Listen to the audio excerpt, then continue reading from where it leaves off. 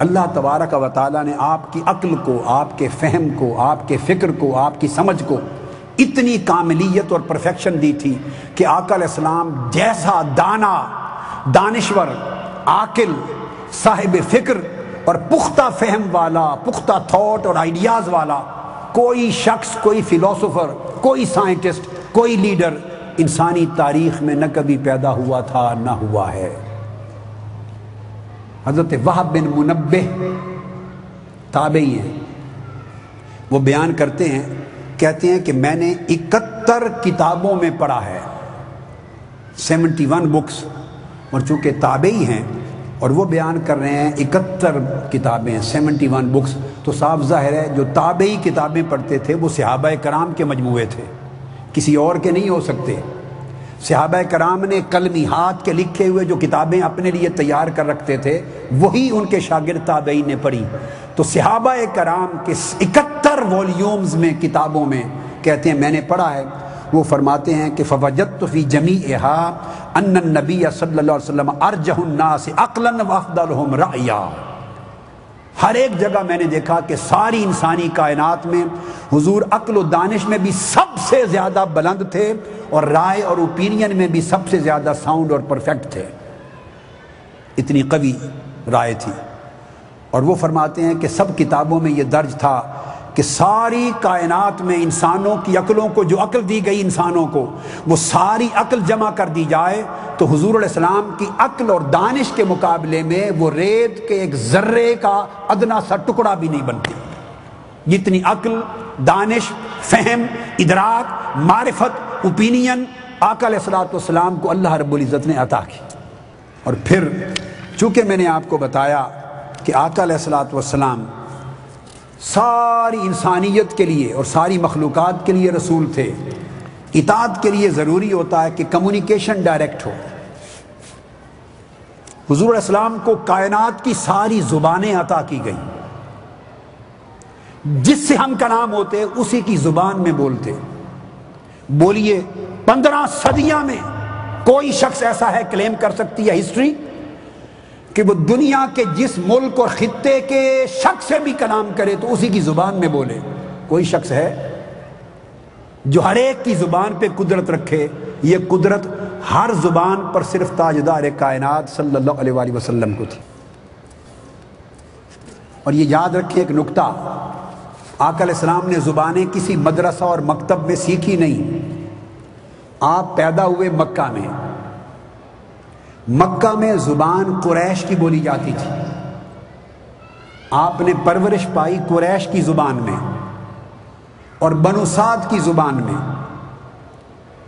ہجرت فرمائی مدینہ، وہاں زبان بولی جاتی تھی انصار کی۔ یہ بات بڑی اہم ہے، سمجھنے والی۔ انصار اوس اور خزرج کے قبیلے تھے، وہاں جا کر زبان نہیں سیکھی۔ قریشی زبان پڑھنے والے مدینہ گئے تو سٹیٹ اوے اوس اور خزرج کے انصار سے ان کی بولی میں بات کرنے لگے، ان کے لہجے میں۔ حجاز کے لوگوں کی زبان الگ تھی، ان سے حجاز کے لہجے میں بات کرتے جو مکہ مدینہ کے باہر کے علاقوں سے آتے۔ نجد کے لوگوں کی زبان لہجے میں فرق تھا، ان سے ان کے لہجے میں بات کرتی۔ ہمدان کے قبیلے کے لوگ آئے، ہمدان کے قبیلے سے لوگ آئے۔ مالک بن نمط الحمدانی آقا علیہ السلام سے ملا جب تبوک سے واپس آ رہے تھے، اس وفد سے، وہ یمن کا قبیلہ تھا، اس سے یمن کے ہمدان کے قبیلے کے لہجے میں گفتگو کی، اور صحابہ کرام تکتے رہ گئے۔ پھر اس کے بعد تحفہ النہدی آئے، تحفہ بن زبیر النہدی سن 9 ہجری میں آقا علیہ السلام سے آ کر ملا۔ وہ وفد آیا، قبیلہ نہد کا لہجہ الگ تھا، ملتے ان سے ان کے لہجے میں گفتگو کرنے لگ گئے۔ پھر آقا علیہ السلام کی بارگاہ میں قطن بن حارثہ العلیمی آئے، قبیلہ بنو علیم سے، وہ وفد ملا، ان سے ان کے لہجے میں گفتگو کرنے لگ گئے۔ آقا علیہ السلام کے پاس اشعث بن قیس اور وائل بن حجر الکندی آئے، کندہ یمن کا علاقہ اور وہاں کا قبیلہ تھا، ان کا لہجہ اور تھا، وہ مختلف حرف میم ہر لفظ کے ساتھ لگاتے تھے۔ وہ قبیلہ آیا، ان سے ان کے لہجے میں گفتگو کرنے لگ گئے۔ یمن حضرموت سے لوگ آئے، ان سے حضرموت کے لہجے میں بات کی، بحرین سے لوگ آئے ان سے بحرین کے لہجے میں بات کی، یمن کے بادشاہوں میں سے لوگ آئے ان سے ان کے لہجے میں بات کی۔ الغرض میں جو بات بتانا چاہتا ہوں، یہ تو خطہ تھا جزیرہ عرب کا، عربین پیننسولا کا۔ ذرا آگے چلیے، آقا علیہ السلام کی خدمت میں مراکو سے لوگ آئے، مغرب یہ افریقہ کا خطہ تھا، وہاں بربری زبان بولی جاتی تھی۔ جب وہ آئے تو آقا علیہ السلام ان سے ان کی بربری زبان میں گفتگو کرنے لگے۔ ہے کوئی شخص انسانی کائنات کی زبانوں پہ اتنی مہارت رکھنے والا؟ میں ابھی مغرب گیا ہوا تھا، کچھ بس 12 دن میں نے مغرب میں گزارے، مراکش میں، کیسا بلانکا میں، رباط میں، فاس میں۔ وہاں آج بھی کئی لوگ، آدھے سے زیادہ لوگ بربری بولتے ہیں۔ میں نے مجالس میں کئی مرتبہ ان سے کہا 1400 سال ہو گئے، ان لوگوں کا انٹریکشن ہے عربی زبان کے ساتھ، عربی زبان کے ساتھ انٹریکشن ہے۔ اور آقا علیہ السلام کے زمانے میں تو انٹریکشن بھی نہیں تھا، خالص بربری زبان تھی، باربیرین لینگویج۔ میں نے ان سے کہا کہ بربری زبان میں بولو، واللہ ایک لفظ میری سمجھ میں نہیں آیا۔ 1500 سال عربک لینگویج کے ساتھ انٹریکشن کے باوجود ان کی زبان نہیں سمجھی جا سکتی۔ صحیح مسلم میں ہے، صحیح مسلم کی حدیث، اور روایت کرتے ہیں نافع بن عتبہ کہتے ہیں قال كنا مع رسول اللہ صلی اللہ علیہ وسلم فی غزوہ قال فاتى النبي قوم من قبل المغرب، ہم موجود تھے غزوہ میں، ایک قوم مغرب سے آئی آقا علیہ السلام سے ملنے کے لیے، مغرب سے آئے۔ اب مغرب کے بارے میں اگر خیال آئے کہ مغرب سے مراد کیا مغرب تھا، آیا مغربی علاقہ تھا یا مراکو، تو آقا علیہ السلام نے اس مغرب کے آنے والے لوگوں سے بربری زبان میں گفتگو کی۔ آپ اندازہ کیجئے، جرجاجا علاقہ تھا مراکو کا، بربری علاقوں کا، وہاں سے 7 افراد کا وفد آیا مکہ کی زندگی میں قبل از ہجرت، اور بربری زبان میں بات کرتے تھے۔ فَأَسْلَمُوا وَرَجَعُوا إِلَى بِلَادِهِمْ وَأَنَّهُمْ أَوَّلُ مَنْ أَدْخَلَ الْإِسْلَامَ إِلَى الْمَغْرِبِ، اور یہ 7 لوگ مکہ میں آ کے کلمہ پڑھ کے مسلمان ہو کے گئے اور پہلے بربری مسلمان ہوئے، اور وہ سارے کہتے ہیں۔ ابن یعقوب الولالی نے مباحث الانوار میں لکھا ہے، ابی عبداللہ الجندوز نے بیان کیا ہے، اور ترجمانۃ الکبریٰ میں زیانی نے بیان کیا، وہ سارے کہتے ہیں کہ اجتمعوا مع النبی صلی اللہ علیہ وسلم وکلمہم باللسان البربری، وہ سارے مصطفیٰ سے ملے اور آقا علیہ السلام یکایک ان سے بربری زبان میں گفتگو کرنے لگ گئے۔ ارے تاجدار کائنات، قریش کی زبان میں پلنے والے اور حجاز اور انصار میں رہنے والے یمن کی لہجے میں کیسے بولنے لگ گئے، بربری زبان میں اہل مغرب کے لہجے میں کیسے بولنے لگ گئے، بحرین کے لہجے میں کیسے بولنے لگ گئے۔ اور بات صرف یہاں ختم نہیں ہوتی، احادیث کی کتب میں آتا ہے آقا علیہ السلام کے وصال سے 3 دن پہلے ایک وفد افریقہ سے آیا اور ایک وفد سندھ سے گیا، ہندوستان سے جو موجودہ پاکستان ہے، ایک وفد سندھ سے گیا، ایک وفد افریقہ سے آیا، اور دونوں وفد آقا علیہ السلام سے ملے اور تاجدار کائنات نے دونوں کے ساتھ گفتگو کی۔ افریقہ والوں سے افریقہ کی زبان میں گفتگو کر رہے تھے، اور ہندوستان سندھ سے آنے والوں میں سندھ کی زبان میں گفتگو کر رہے تھے، اور آقا نے ان سے پوچھا تم سندھ سے آئے ہو؟ کہا جی ہاں۔ تم افریقہ سے آئے ہو؟ جی ہاں۔ حضور نے انہیں بتایا اچھے وقت آ گئے، 3 دن کے بعد میرا وصال ہونے والا ہے۔ آپ اٹھائیے امام خطیب بغدادی کی تاریخ بغداد، امام ابن عساکر کی تاریخ دمشق والیوم 32 32 جلد، اور کنز الامال حدیث کی کتاب امام الہندی کی، اس کی حدیث نمبر 18779 18779 حدیث کے الفاظ ہیں وَلَمَّا اشْتَدَّتْ عِلَّتُهُ قَدِمَ عَلَيَّ وَفَدَانِ، جب وصال سے پہلے تکلیف بڑھ گئی تو 2 وفد آئے آقا علیہ السلام کی بارگاہ میں، احدهما من السند والآخر من افریقیہ، ایک وفد ہندوستان کے سندھ سے آیا، ایک وفد افریقہ سے آیا۔ جب آقا علیہ السلام کی قدم خدمت میں حاضر ہو گئے، آقا نے فرمایا اچھے وقت پہنچ گئے ہو، کیوں آئے ہو؟ انہوں نے کہا یا رسول اللہ آپ کا کلمہ پڑھنے کے لیے آئے ہیں، آپ کا پیغام رسالت لینے کے لیے آئے ہیں۔ فرمایا انا میت بعد الثلاث، 3 دن لیٹ ہو جاتے تو میں خدا کے ہاں جا رہا تھا۔ اب آپ اندازہ کر لیجئے، اب سندھ سے آنے والے سے سندھی زبان میں بات ہو رہی ہے، افریقہ سے آنے والے سے افریقی زبان میں بات ہو رہی ہے، مغرب سے آنے والوں سے بربری زبان میں بات ہو رہی ہے، اور ارد گرد کے قبائل کے ساتھ ان کے لہجوں میں بات ہو رہی ہے۔ ارے کس انسٹیٹیوٹ سے تاجدار کائنات نے یہ زبانیں سیکھی؟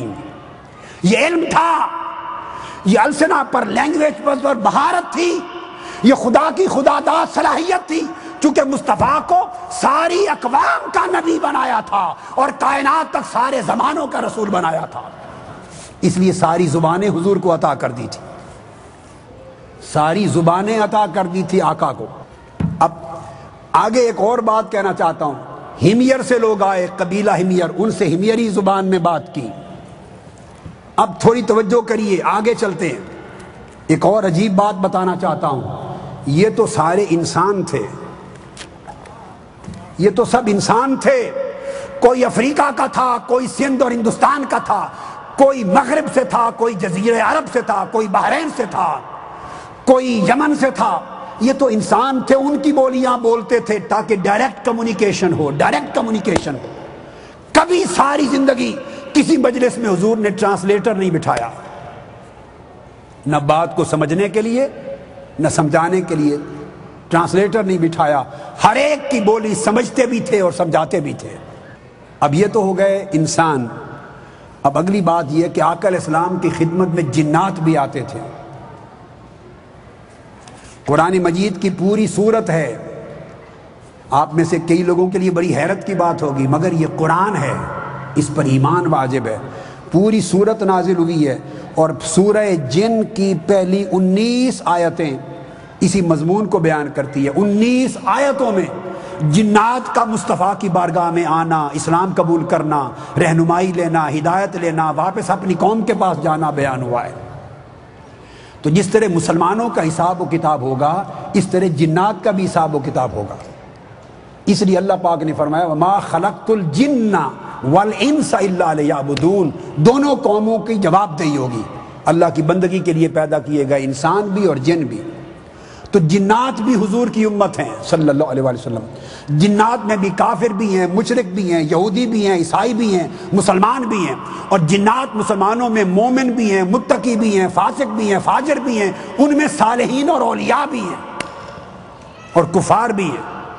انسانوں کی طرح جنات کے بھی طبقات ہیں اور مختلف علاقوں سے آتے، اور وہ اپنے اپنے علاقوں کی جنات کی بولی بولتے۔ ہے کوئی شخص کائنات انسانی میں کہ جو جن و انس کی ساری بولیاں ڈائریکٹ کمیونیکیٹ کر سکے؟ کہاں کہاں سے آئے سنیے۔ کبھی جنات عراق سے آئے، عراق کا شہر موصل، بس میں صرف آپ کو ریفرنس دے رہا ہوں، عراق کے شہر موصل سے آئے آقا علیہ السلام کی بارگاہ میں جنات۔ انہوں نے موصل عراق کی بولی بولی، اور آپ کو بتانا چاہتا ہوں عراق کی بولی آج عربی ہے، فتح ہونے کے بعد۔ اس زمانے میں عراق کی زبان عربی نہیں تھی، وہ فارس کا حصہ تھا، وہ فارسی بولتے یا اپنے اپنے علاقے کی الگ صوبائی زبانیں بولتے تھے، عربی زبان میں تو کنورٹ ہوئے بعد میں۔ موصل سے آئے جنات کے وفد، شہی سبان سے آئے، یہ بھی موصل کے قریب ایک جگہ ہے۔ جنات کے وفد آقا علیہ السلام کی بارگاہ میں حران سے آئے۔ حران سیریا کا ایک شہر تھا، حلب کے قریب ہے، حلب کے قریب جدھر ٹرکی بھی آ جاتا ہے ساتھ، تو ٹرکی حلب کے قریب حران ہے، وہاں سے آئے۔ اسی طرح نصیبین سے آئے، نصیبین یمن کا خطہ تھا۔ اس طرح جنات کا وفد نینوا سے آیا، نینوا عراق، بابل اور نینوا عراق کے علاقے تھے جہاں نمرود ہو گزرا ہے، وہاں سے آئے۔ خالی موصل سے آنے والے جنات کی تعداد 12,000 تھی، خالی ایک شہر موصل سے آنے والے جنات کے وفد کی تعداد 12,000 تھی۔ اب تصور کیجئے کہاں وہ خطبہ حجۃ الوداع 1.25 لاکھ صحابہ کھڑے ہیں اور تاجدار کائنات ان سے خطاب فرما رہے ہیں، اور کبھی یہ منظر بھی ہوتا انسانی آنکھ نہ دیکھتی مگر 12,000 جنات کا اجتماع مصطفیٰ کے سامنے ہوتا، حضور ان سے خطاب کرتے۔ وہ بولی کس نے دی تھی؟ کیوں نہ اطاعت کریں اس رسول کی جو کائنات خلق میں ہر قوم کے ساتھ ڈائریکٹ کمیونیکیٹ کرتا ہے اور بغیر کسی انسٹیٹیوٹ سیکھ کے ہر لینگویج پہ اس کو کمانڈ ہے، ہر ایک کا علم ہے، ہر ایک کی نفسیات سے آگاہ ہے۔ 12,000 جنات آئے ہیں آقا علیہ السلام سے، اور مکہ میں ہجون کے مقام پر آئے اور آقا کے پیچھے نماز پڑھی، قرآن سیکھا، حضور نے ان کو اجازت دی اور اپنی قوم میں قاضی بنا کے بھیجا، اپنی قوم میں رہبر بنا کے بھیجا، قائد بنا کے بھیجا، اور انہوں نے جا کے اپنی قوم میں رہنمائی کی۔